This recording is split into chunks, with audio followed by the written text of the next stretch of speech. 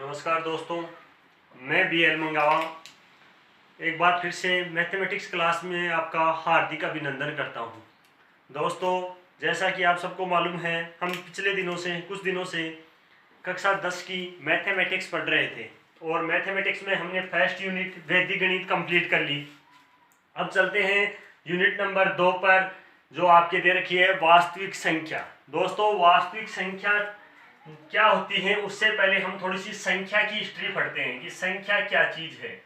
देखिए दोस्तों, संख्या सबसे पहले संख्या की जो खोज हुई उसमें प्राकृत संख्या के रूप में खोज हुई। उसके बाद में प्राकृत संख्या के बाद में आई पूर्ण संख्याएं, यानी कि पहले प्राकृत संख्या आई जो जिसकी खोज वस्तुओं की गणना के लिए की गई। वस्तुओं की गणना के लिए जिन संख्याओं की खोज की गई उनको प्राकृत संख्या कहा गया। और प्राकृत संख्याएं हमेशा 1 से शुरू होती है। सबको पता है, आपको 1 2 3 4 ऐसे प्राकृत संख्याएं शुरू होती है। फिर थोड़ी सी आगे चलकर खोज हुई पूर्ण संख्या की, तो पूर्ण संख्या में किसको शामिल और कर लिया? प्राकृत संख्या में 0 को शामिल करते ही पूर्ण संख्याएं बन गई। फिर पूर्ण संख्या के बाद में खोज की गई पूर्णांक की, और पूर्णांक में सभी धनात्मक और ऋणात्मक संख्याएं शामिल की गई। सभी धनात्मक और ऋणात्मक संख्याओं को शामिल करने से जो संख्याएं बनी उनको पूर्णांक कहा जाता है। अब देखो, संख्या कितने प्रकार की होती है? दोस्तों, संख्याएं 2 प्रकार की होती हैं। कौन कौन सी होती है? 2 प्रकार की। पहली संख्या होती है वास्तविक संख्या। कौन सी संख्या? वास्तविक संख्या। देखना दोस्तों, पहली संख्या वास्तविक संख्या और दूसरी संख्या होती है काल्पनिक संख्या।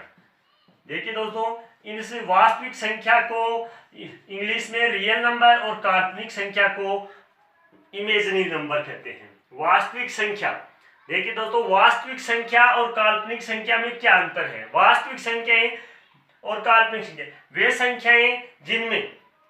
वे संख्याएं जिनमें परिमेय और अप्रिमेय संख्याओं को शामिल किया जाता है, वो वास्तविक संख्या होती है। और बात करें काल्पनिक संख्याओं की, तो सबसे पहले हमें काल्पनिक संख्या समझना है कि काल्पनिक संख्याएं क्या है। जितनी भी माइनस की संख्याएं हैं, जैसे मान लो -16, -4, -2, इन सब का वर्गमूल, माइनस की संख्याओं का वर्गमूल किया जाए तो हमें एक संख्या, कौन सी संख्या प्राप्त होती है? काल्पनिक संख्या प्राप्त होती है। यानी कि जैसे मान लो आपके पास दिया 16 और मैं 16 का वर्गमूल निकालूं तो क्या आ जाएगा दोस्तों? 4। लेकिन मैं यहां पर दे दूं -16 और अगर इसका वर्गमूल निकालें तो क्या लिखूंगा? दोस्तों, ये विद्यमान ही नहीं है। आप सोच रहे होगी कि इसका -4 हो जाएगा। नहीं दोस्तों, फिर देखिए वर्गमूल का मतलब क्या है? जो वर्गमूल संख्या आती है उसको वापस गुणा करने पर पहले वाली संख्या आनी चाहिए। तो 4 को 4 से गुणा किया तो 16 आ गए। मान लो आप बोलोगे -4 को कर दो, तो -4 को -4 से गुणा करते हैं। देखो, माइनस माइनस गुणा होकर क्या बनता है? प्लस, और 4 चौक क्या बनते हैं? 16। तो -16 नहीं आए। इसका मतलब जितनी भी माइनस की संख्या है उनका वर्गमूल, माइनस की संख्याओं का वर्गमूल निकाला जाए तो कौन सी संख्या प्राप्त होती है? हमें काल्पनिक संख्या। फिर बात करते हैं वास्तविक संख्या की। वास्तविक संख्या खुद भी कितने प्रकार की होती है? 2 प्रकार की। एक होती है परिमेय संख्या। वास्तविक संख्या के 2 भेद होते हैं, एक परिमेय संख्या और एक होती है अपरिमेय संख्या। कौन सी संख्या? अपरिमेय संख्या। देखिए दोस्तों, परिमेय और अपरिमेय संख्या क्या है? सबसे पहले मैं परिमेय संख्या की परिभाषा बताता हूं। परिमेय संख्या वे संख्याएं जिनको P/Q के रूप में लिखा जाता है, यानी कि वे संख्याएं जिनको किस रूप में लिखा जाए? P/Q के रूप में लिखा जाए। P/Q के रूप में लिखा जाता है, वो कौन सी संख्याएं कहलाती है? परिमेय संख्याएं। फिर बात करते हैं अपरिमेय संख्याओं की। जिन संख्याओं को P/Q के रूप में नहीं लिखा जाता हो, जिन संख्याओं को P/Q के रूप में नहीं लिखा जा सकता है, वो अपरिमेय संख्या होती है। बात करते हैं परिमेय संख्या होती कौन कौन सी है। जैसे मैंने आपको लिखा 3/2, 5/7, ये सभी क्या है? परिमेय संख्या। इसके अलावा जितनी भी पूर्णांक संख्या है, जैसे आपके पास आ गई 2, तो ये परिमेय संख्या है या नहीं है? तो ये परिमेय संख्या है। क्यों दोस्तों? आप बोलोगे कि इसमें P तो है लेकिन क्यों नहीं है? क्यों है? क्योंकि किसी भी संख्या के नीचे आप 1 रख सकते हो, उसका मान वो ही रहता है। तो सभी पूर्णांक संख्याएं भी क्या होती हैं? परिमेय संख्याएं होती हैं। फिर आप बोलोगे कि अपरिमेय संख्या कौन सी होगी? तो अपरिमेय संख्या वे संख्या होती है जिसका दशमलव प्रसार क्या हो? अनावसनीय अशांत हो। यानी कि देखो, अनावसनीय अशांत का मतलब कैसे? जैसे मान लो आपके पास आ गई 10/3। समझना दोस्तों, एक संख्या दे दी आपको 10/3। आप 10 में 3 का भाग दोगे।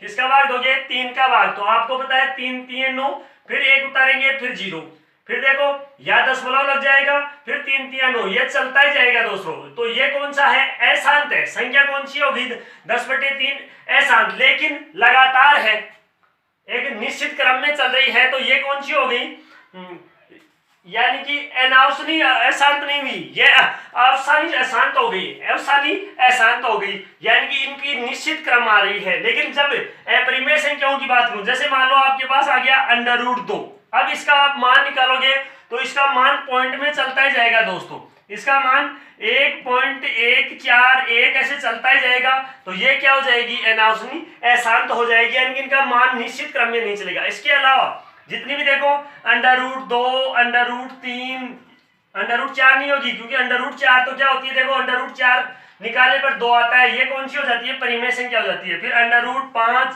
इसके अलावा पाई का मान क्या होता है दोस्तों, 22/7, ये भी क्या होती है, अपरिमेय संख्या होती है, क्योंकि आप भाग लगाकर देख लेना, इसका मान भी क्या आएगा, जैसे 3.14 ऐसे आगे चलता ही जाएंगे, तो ये मान क्या होता जाएगा, आगे से आगे बढ़ता जाएगा, लेकिन एक निश्चित क्रम में नहीं बढ़ेगा, एक निश्चित क्रम में नहीं बढ़ेगा। इसका मतलब ये क्या हो जाएगी, बोलो, अपरिमेय संख्या हो जाएगी। ठीक है दोस्तों, अब बढ़ते हैं क्या इसमें परिमेय संख्याओं में दशमलव प्रसार। अब इस जो हमारी यूनिट है, ये तो तब पीछे जो आपका रिवीजन करवाया है, पिछली क्लासों में हमने पढ़ा है। अब इस कक्षा में हम क्या पढ़ेंगे, 10वीं क्लास में आपके लिए क्या दिया है। इस क्लास में दोस्तों आपके लिए जो महत्वपूर्ण क्वेश्चन जहां से उठता है, उसमें वास्तविक संख्या दी है, और वास्तविक संख्या के कौन कौन से बिंदु दिए हैं। एक तो दिए दोस्तों यूक्लिड विभाजन प्रमेय, कौन सी विभाजन प्रमेय, यूक्लिड विभाजन प्रमेय, एक तो यूक्लिड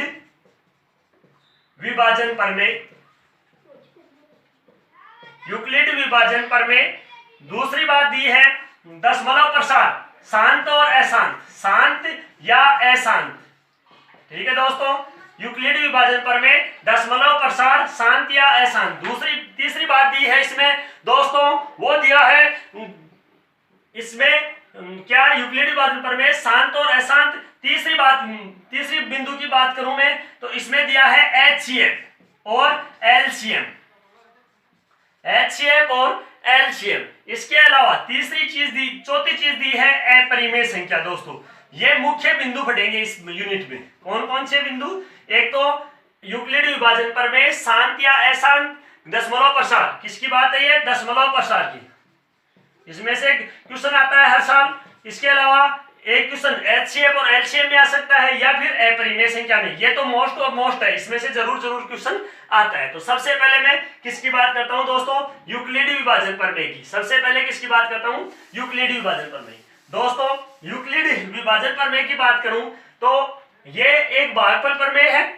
कौन सी प्रमेय है, भागफल प्रमेय। देखो ये क्या कहता है, A बराबर BQ प्लस R, A बराबर BQ प्लस R। यहां देखिए दोस्तों, ये क्या है, जैसे आपने पढ़ा है भाजकता प्रमेय पढ़ी थी, उसमें क्या होता है, भाज्य बराबर, क्या बराबर, भाज्य बराबर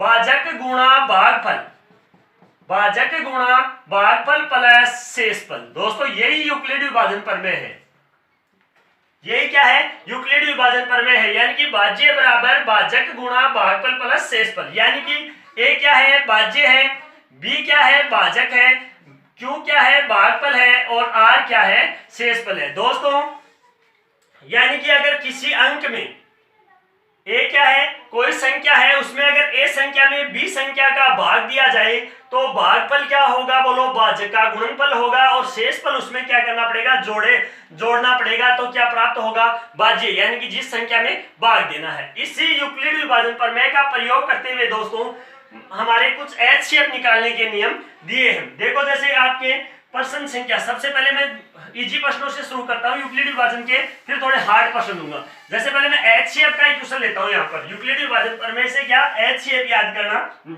जैसे क्वेश्चन संख्या आपकी बुक में 4th नंबर क्वेश्चन है, उसका फर्स्ट क्वेश्चन ले रहा हूं। फर्स्ट क्वेश्चन दे रखा है 210 और 55 का क्या याद करना है, HCF याद करना है। ठीक है दोस्तों, देखो HCF याद करने के लिए देखो भागफल प्रमेय, यूक्लिड विभाजन और विभाजन प्रमेय दोनों साथ लेकर चलता हूं मैं। जैसे मान लो मैंने भाग दिया 210 में, किसका भाग देना है, 55 का। ठीक है दोस्तों, 55 में 55 में भाग देना है, 55 का भाग देना है 210 में। तो देखो दोस्तों 210 में हम 55 का भाग दें तो देखो मैंने 3 बार भाग लगाया, क्योंकि पूरा पूरा भाग नहीं जा रहा, तो 3 बार भाग लगाओ, कितना आएगा 5 3 15, 1 और 5 3 15 और 1 16, यानी कि 165। 210 में से 165 घटाते हैं, देखो 10 में से 5 कम किया तो क्या बचा 5, यहाँ कितने बचे दोस्तों 20, कितने बचे 20 में से 16 कम करूंगा तो कितने आ जाएंगे 4। अब जो संख्या का जिसका भाग दिया था उसमें किसका भाग देते हैं, जो हमारा शेषफल आया है, तो 55 में मैं किसका भाग दे रहा हूं 45 का, किसका भाग दे रहा हूं मैं 45 का। लगाओ 45 में कितने बार जाएगा 1 बार, ठीक है दोस्तों। फिर घटाओ कितने आ जाएंगे शेषफल 10। फिर अब 45 जो पहले वाली संख्या का भाग दिया था उसमें शेषफल का भाग देना है, तो पहले वाली संख्या क्या थी 45, तो 45 में किसका भाग दो 10 का, तो कितने बार जाएगा दोस्तों 4 बार, कितने आ जाएंगे 40। फिर घटाओ कितना आ गया शेषफल दोस्तों, बोलो 5। अब 5 का भाग किस संख्या में, जिसका भाग नेक्स्ट संख्या में दिया था, तो 10 का दिया था 45 में, तो 10 में 5 का दो, तो 5 का भाग दोस्तों 2 बार पूरा पूरा जाएगा, 5 दूनी 10। तो यहां पर देखिए दोस्तों शेषफल जब 0 बचे तो जिस संख्या का हम भाग लगा रहे थे वही इसका क्या हो जाएगा दोस्तों HCF हो जाएगा, यानी कि HCF क्या आ जाएगा इसका 5, ठीक है दोस्तों। लेकिन अब इसको यूक्लिड विभाजन प्रमेय से लिखें, तो मैंने लिखा था यूक्लिड विभाजन प्रमेय A बराबर BQ प्लस R, क्या लिखा था A बराबर BQ प्लस R। अब यहाँ A क्या है भाज्य है, तो मैं लिखूंगा 210 बराबर B क्या है भाजक है, भाजक कितना है दोस्तों 55 गुणा Q क्या है जिस इसका भागफल क्या है दोस्तों 3 प्लस R क्या है दोस्तों शेषफल, R क्या है शेषफल, क्या बचा था 45। फर्स्ट स्टेप यही हुई दोस्तों। सेकंड स्टेप इसमें चलेंगे, देखो दोस्तों HCF कब आएगा जब R इक्वल टू क्या हो जाना चाहिए 0 हो जाना चाहिए, तब तक ये प्रक्रिया हमें करनी है। तो अभी तक तो R बराबर कितना आ रहा है 45 आ रहा है, R बराबर 0 नहीं आया है अभी तक। चलते हैं नेक्स्ट दूसरी स्टेप में, हमने किया 55, इस बार भाज्य क्या है 55 बराबर भाजक क्या था दोस्तों 45, भाग किसका लगाया था 45 का दोस्तों, भागफल क्या आया 1 प्लस शेषफल क्या आया था 10, शेषफल क्या आ गया 10। फिर भी R equal not equal to 0, ये भी R equal not equal to 0 है। चलो फिर तीसरी स्टेज पर चलते हैं। तीसरी स्टेज में हमने क्या लिया बोलो भाज्य कितना लिया 45, भाजक क्या था दोस्तों 10 गुणा भागफल क्या आया 4 प्लस शेषफल क्या आएगा दोस्तों 5। यहां भी R equal not equal to 0, अभी तक R का मान 0 नहीं आया, तो चलो अगली स्टेप पर चौथी स्टेप क्या है बोलो R भाज्य क्या है 10, भाजक क्या है दोस्तों 5 गुणा भागफल कितना आया 2 प्लस R का मान क्या आ गया 0, तो R इक्वल टू क्या हो गया 0, तो B इक्वल टू क्या HCF, B इक्वल टू क्या हो जाएगा HCF, और B का मान क्या है दोस्तों HCF का मान क्या हो जाएगा B का मान है वही क्या आ जाएगा 5। मैं उम्मीद करता हूं दोस्तों ये यूक्लिड विभाजन प्रमेय और ये विभाजन प्रमेय दोनों से मैंने इस सवाल को एक ही सवाल को दोनों तरीके से आपके सामने हल किया है। आप इसका स्क्रीनशॉट ले सकते हो दोस्तों, आराम से आसानी से एक बार वीडियो को रोककर या बैक करके फिर से समझ सकते हैं। दोनों तरीके से इस एक सवाल को मैंने बता दिया है, आराम से आपको समझ में आया है। इसका एक सवाल और लेता हूं, थोड़ा बड़ा सवाल लेता हूं, इसको रब कर रहा हूं मैं दोस्तों। स्क्रीनशॉट आपने ले लिया होगा, घर रहे स्वस्थ रहे और घर पर पढ़े दोस्तों आसानी से, क्योंकि free YouTube classes mathematics classes आपको फ्री सेवा दे रहा है SBN स्कूल आगपुर की तरफ से। देखिए दोस्तों एक सवाल और देखते हैं। जैसे आपके पास दे रखा है क्वेश्चन संख्या 4, इसमें दे रखा है 135 और दूसरा है 225। सबसे पहले मैं विभाजन पर मैं लगा दूं। देखिए दोस्तों बड़ी संख्या क्या है 225, क्या है 225, और छोटी संख्या क्या है 135। तो बड़ी संख्या में छोटी संख्या का भाग लगाना है, ठीक है दोस्तों। तो देखो 225 में 135 का भाग लगाएंगे तो 2 बार 2 से गुना करेंगे तो 270 होंगे, ये 225 है तो एक बार लगा देता हूं, तो क्या आ जाएगा 135। घटाओ शेषफल 0, 22 में से 13 घटा लो या 12 में से 3 घटा लो, एक ही बात है, क्या आ जाएगा 9, ठीक है दोस्तों। अब इस शेषफल का भाग पहले वाले किसमें देना है भाजक में देना है, तो कितना है 135, ठीक है दोस्तों। इसका लगाओ दोस्तों, 2 बार लगाएंगे तो 180 होते हैं, तो एक बार लगा देता हूं। लगाओ, कितना आ जाएगा 90, निकालो शेषफल, क्या हो जाएगा दोस्तों 5 और 13 में से 9 उठाए कितने आ जाएंगे 4। ठीक है दोस्तों, आगे फिर से इसका भाजक उतारते हैं, कितना है 90, लगाओ 90 में 45 का भाग 2 बार जाएगा, 45 दूनी कितने हो जाएंगे 90, क्या हो गया शेषफल 0, शेषफल क्या हो गया 0। तो आर यहां पर देखें मैं HCF, ये जो B का मान आएगा वही इसका HCF हो जाएगा, तो HCF कितना हो जाएगा दोस्तों 45। अब मैं यहां पर विभाजन पर मैं की बात करूं तो विभाजन यूक्लिड विभाजन पर मैं A बराबर BQ प्लस R, A बराबर BQ प्लस R, A का मान देखो दोस्तों बड़ी संख्या जिसका नाम हमने भाग दिया था, भाज्य क्या लिखेंगे 225, भाग किसका दिया था बोलो 135 का, तो B का मान क्या हो गया 135। Q का मान यहां पर Q क्या है दोस्तों भागफल क्या आया था 1 प्लस R क्या आया था दोस्तों शेषफल क्या है 90। पहली step R not equal to 0।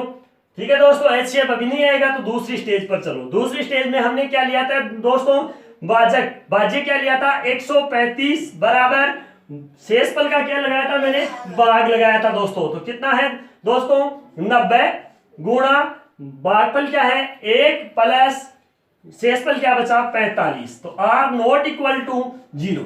ठीक है दोस्तों, चले तीसरी स्टेज पर। तीसरी स्टेज में हमने क्या लिया बोलो भाज्य क्या है दोस्तों 90 बराबर भाग किसका लगाया 45 का, तो 45 गुणा भागफल क्या आया 2 प्लस शेषफल क्या बचेगा 0, तो R इक्वल टू क्या बन गया 0, तो B इक्वल टू HCF, इसका मतलब HCF बराबर क्या आ गया दोस्तों B का मान क्या है 45, तो इसका HCF क्या आ गया 45। दोस्तों मैं उम्मीद करता हूं यूक्लिडी विभाजन प्रमेय से HCF करना आपको आ गया होगा, विभाजन प्रमेय से आपको HCF करना आ गया होगा। दोस्तों इस चैनल को सब्सक्राइब करें, वीडियो को लाइक करें और ज्यादा से ज्यादा लोगों में शेयर करें। धन्यवाद दोस्तों।